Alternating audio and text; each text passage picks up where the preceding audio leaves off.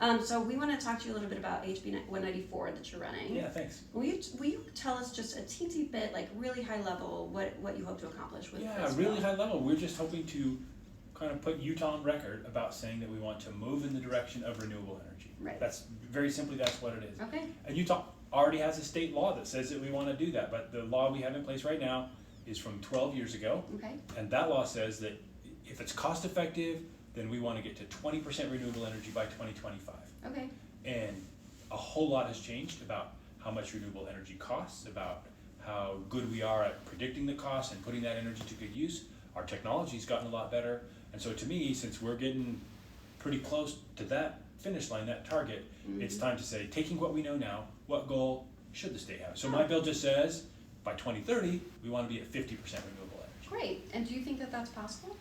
Yeah, and that's the great thing, is that technology has advanced enough that it is possible. I mean, when we look at the plans that Rocky Mountain Power is making and that other energy organizations are making, I'm not saying it's exactly in there, but it is in that ballpark. That's really close to where we think we'll be. Okay, great. And this isn't a mandate, this is a target, right? This is just something for us to shoot for. Yeah, I mean, so it has this kind of funny language. It says, we will get to it if it's cost effective, right? If we can, right? So if we're still going to do what is the cheapest form of energy, because we want to not put an increased cost on our energy consumers when we didn't need to. Thank you. But if Thanks for that.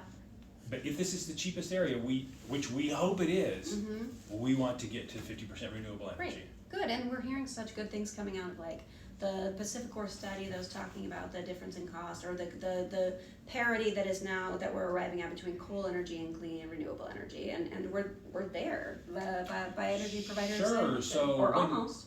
Yeah. So I would say almost, right? Yeah. So if you just measure only the amount of megawatts that come out of a wind or a solar farm and say how much does it cost to get those megawatts out, we're there. We're there. Okay.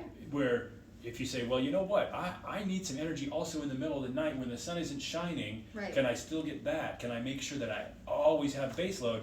We're not quite there. We're not quite there yet. Batteries will help with that. So you got a wind farm plus some batteries that can store the energy for 2 or 3 hours, and batteries are getting cheaper. So Rocky Mountain Power in their plans already plans to move to some renewable energy wind farm plus some batteries right with it. Good.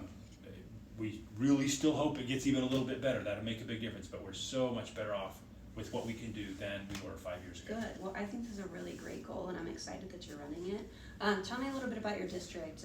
Who in your district are you hoping sees you doing this good work? I got 3 high schools in my district, right? Okay. I got Viewmont High School in my district, I got Woods Cross High School, Oh, I got wow. Bountiful High School, all there. Bountiful's Great in your schools. district too? I didn't know that. Yep, Okay. 3 of them right there. And your kiddos went to Bountiful? My kids went to Bountiful. Okay. I went to Woods Cross. Okay. Yep. All right.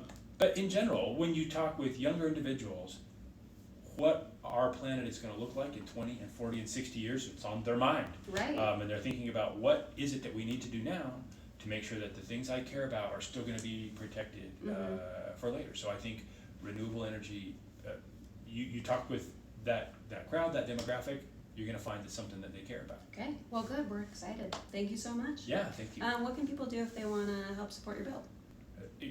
Write a letter into or just an email into your representative. Say, hey, renewable energy is important to me. Have you seen that Rep Ward is running HB 194? It's a simple thing that moves our state towards renewable energy. Even 1 or 2 of those emails that comes in, at least it piques a representative's interest. They know someone in their district cares about this bill. It makes them aware of it. As representatives, there's this huge flood of bills that's going past you, and you're trying to pay good attention to all of them, right? Yeah. And you're trying to say, of these things, which ones are important to my people? Yeah. Right? So to know that it's important to a person in my district that took a time to write me a little email, that's good stuff. That helps. Good. Okay, great. Well, we'll talk to you later. All right. Thank Thanks. you. Bye.